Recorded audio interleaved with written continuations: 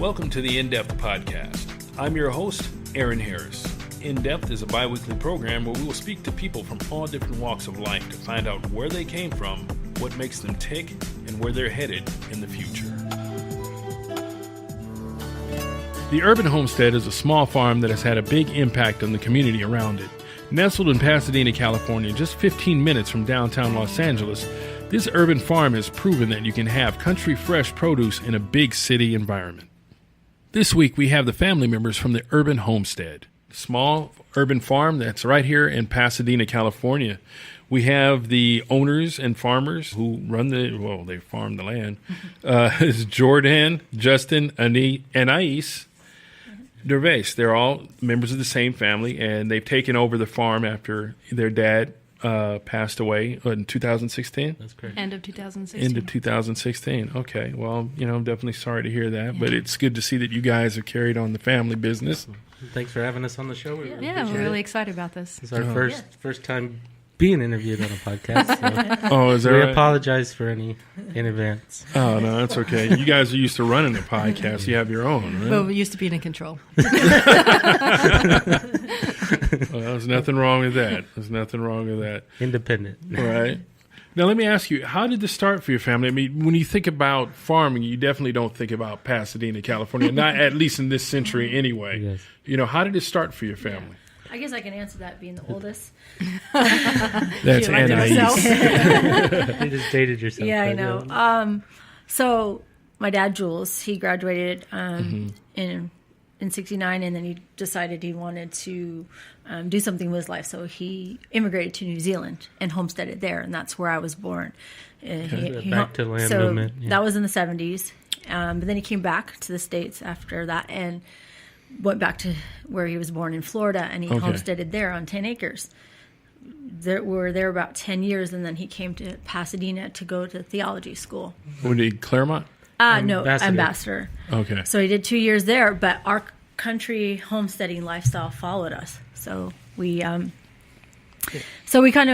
he did was we ended up in a low income neighborhood, and so the first thing he did was plant a garden In the backyard? in the backyard, and then so it started taking over because we were growing our own food, Right. and we were homeschooled, so we did projects like make a solar oven, and we had worm bins and things like that, and then we started realizing that not only we were growing food for our family, but there were restaurants in Old Town Pasadena. So in the 1992, I believe. We went down and just cold called some restaurants in Old Town Pasadena and started selling our produce to them. Wow. So it's been a while. Well, it was really interesting because we cold called them and they didn't want it. They were like, "Oh, we have a supplier," and so Dad would send us in there. We'd leave a little sample, and before we even got home, they were calling because everything was just so fresh and It so tasted real. a lot better than what they were getting from their supplier. Yeah. They would say they were not interested, and then they said, okay, well, just drop off a sample anyways. And then before they got home, it's like it's Marston's and... Right. And you have to also realize Dad never intended to stay here this long. He traded 10 acres in Florida for a tenth of an acre in Pasadena. Right. The price differential. Well, I think once people end up tasting fresh produce or anything that's really fresh, they start to see that there is a huge difference in the quality, in the taste of the food. I used to have a neighbor who was a science teacher, and he had chickens in his backyard, and he would just come home and let them range around the yard, and he didn't really feed them. He would let them eat what was ever there, the insects or whatever it was, and those were the best, creamiest eggs I have ever tasted. There's a difference. There's Right. definitely a difference. It's a huge difference. Now, when your dad started farming, how big was the backyard where you started farming at initially? Yeah, it was just a little corner of the backyard, and then as we got older or just helping, the backyard, and then it went to the front yard. So in 1989 and 90, he smothered the grass in the front, and we started planting in the front yard. Okay. Our neighbors thought we were crazy. Yeah, I was going to say, what kind of issues did you get into with It the was a neighbors? drought. It was a drought, and he could not justify dumping, the amount of money on keeping grass green. So he said, I might as well just get food out of it. And Right. That's what happened. Okay.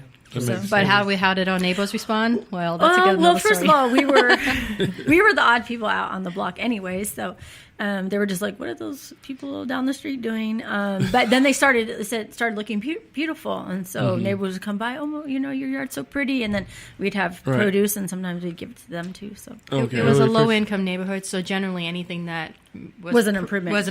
It was like there was no like homeowner association. There wasn't. It was you did something. It was just. It was an improvement, regardless of what you did. Well, you can't get away with that over in Bungalow Heaven.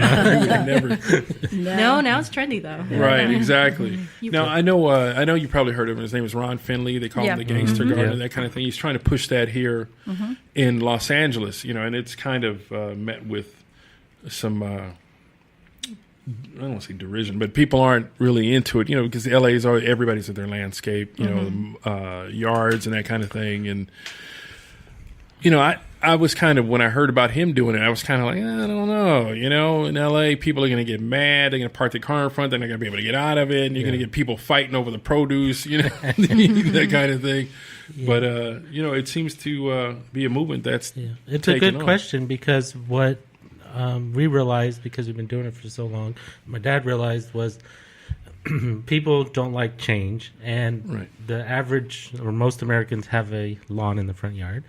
And they hire a gardener to mow, blow, and go, basically. So when you throw in edible landscaping or drought-tolerant landscaping, people don't know what to do. And they want it to look the same year-round. Right. So that's an issue with organic gardening, or vegetable gardening, basically, is they're seasonal. Sometimes of the year, it looks like crap. Right. So, that's just the fact. Tomatoes look good. Yeah, to be honest.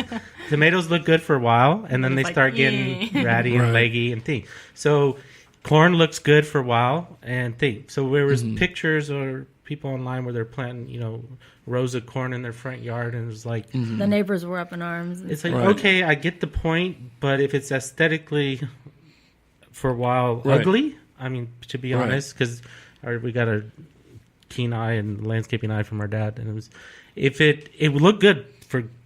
a period of time, but what would Dad try to do with our yard was it look good year round. Yeah. Right. So the front yard is more edible landscaping, decorative. The backyard, where nobody sees, is we can hide some of the junk and the stuff that doesn't look that ratty. So there's a good mix of annuals, perennials, flowers, herbs, vegetables in the front yard. So even if, let's say, tomatoes died or the peppers died or we took them out, there was enough greenery around there. So people say, wow, that's a very nice landscape yard. And we tell them, well, it's all edible. And they don't even realize that. Dad was proud of that. He says the first thing they see is a beautifully landscaped yard. Right, yeah, because I've seen it, and it is really aesthetically pleasing. When you drive by, you would never think that was like, I could get out and eat. Have a salad. Right, you know what I mean? Yeah.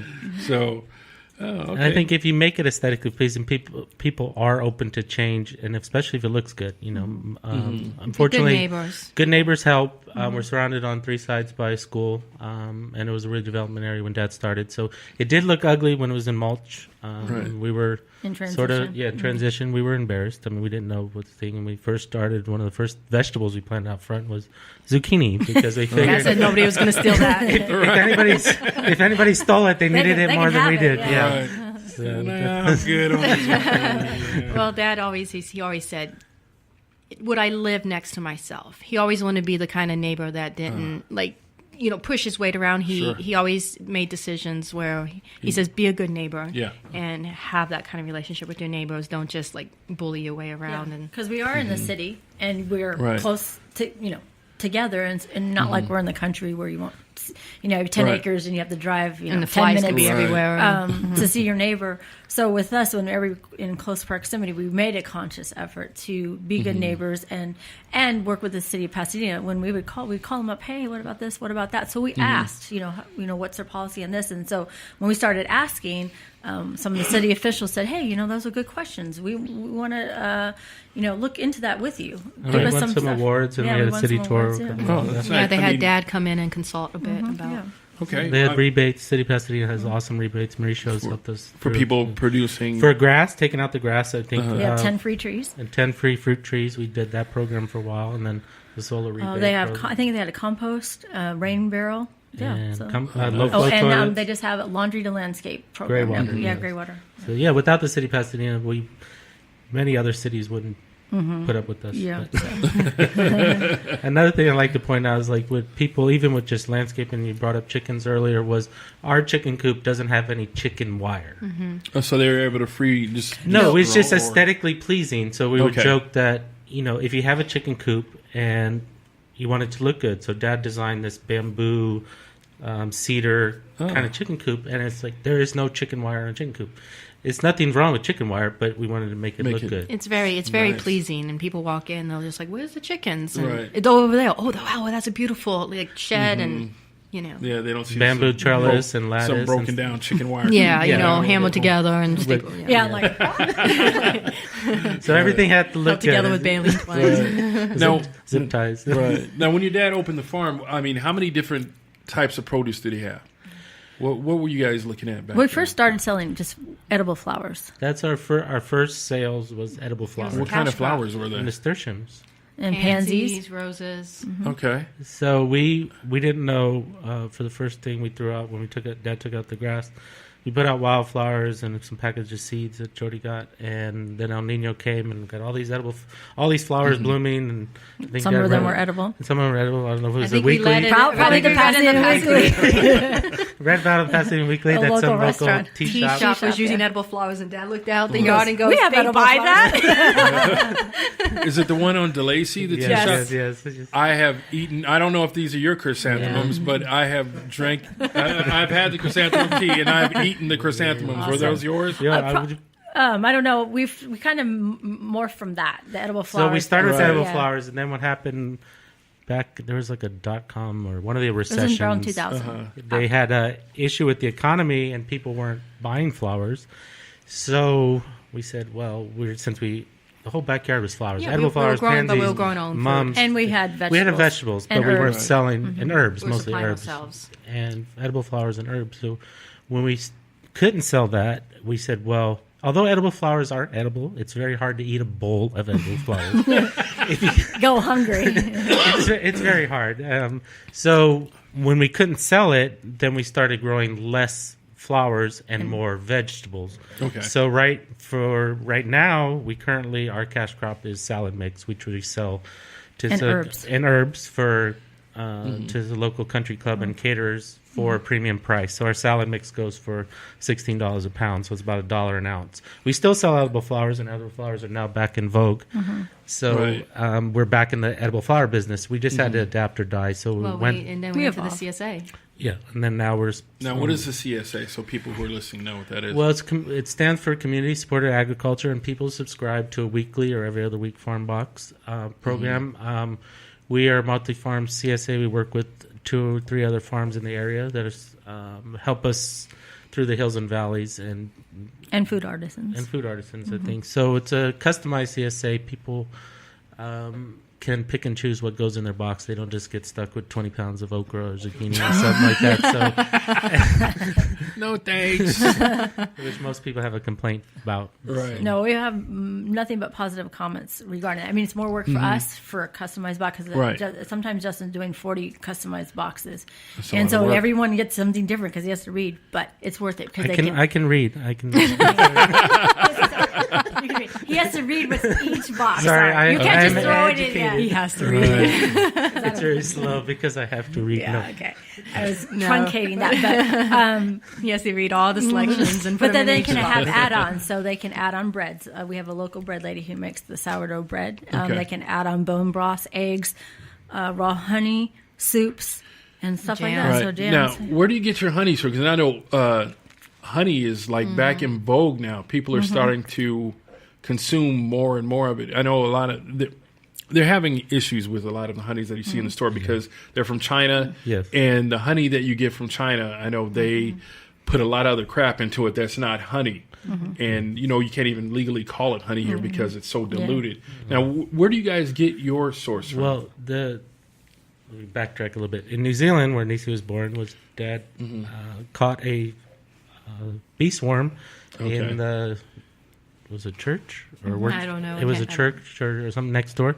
So he became a beekeeper in the 70s, and then In Florida, So he had in 100 New Zealand, hives. then he had Grew up playing with bees.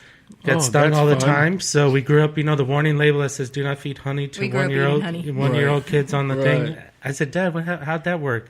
That didn't work. Apply to us. So they put it on the pacifier and they stuck it in your mouth. I Yeah, was like,